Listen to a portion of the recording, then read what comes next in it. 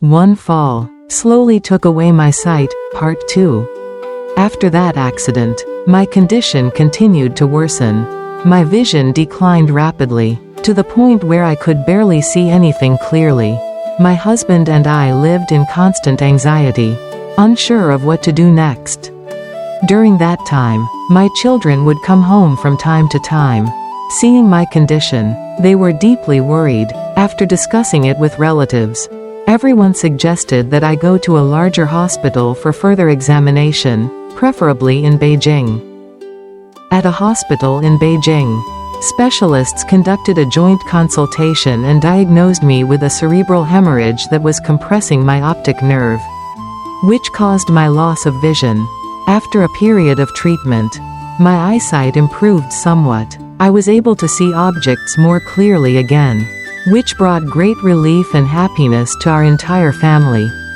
However, during a later consultation, the doctors told us that I still needed brain surgery. The estimated cost was tens of thousands of yuan. I was completely stunned, given my family's financial situation. It was an overwhelming amount. I had no idea how we could afford it, or how life would continue afterward. After many sleepless nights of thinking, I decided that no matter the outcome, I did not want to undergo surgery. I was already over 60 years old. The thought of such a major operation terrified me. What if something went wrong on the operating table? That fear made it impossible for me to feel at peace.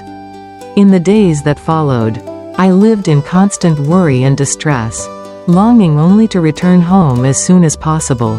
My daughter, however, was determined. She called my husband and my son to discuss it.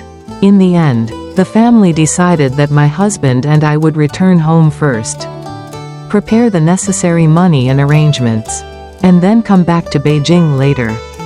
We collected the prescribed medication, said goodbye to my niece, and returned to our hometown.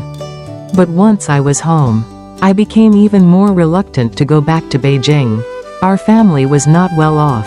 My children had their own lives to support. If I continued treatment, my daughter would have to take more time off work, while my son and daughter-in-law were working far away. From morning until night, my mind was in turmoil. I was so anxious that I could hardly sleep at night. My heart was filled with unease and fear.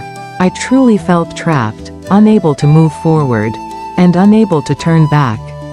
And it was in this moment of complete desperation that I began to remember something I had once ignored.